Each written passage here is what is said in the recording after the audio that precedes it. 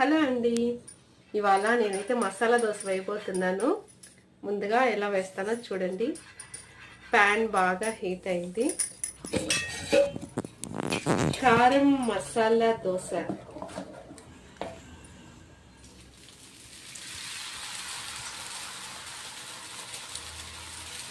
సిమ్లో పెట్టుకొని బాగా పెద్దదిగా దోశ వేసుకోవాలి.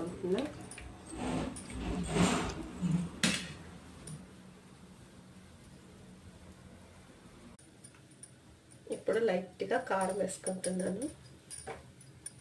కారం వేసి బాగా స్ప్రెడ్ చేస్తున్నా.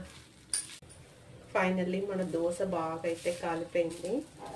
ఇప్పుడు మనం దీనిపైన మసాలా వేసుకోబోతున్నాం. Final touch.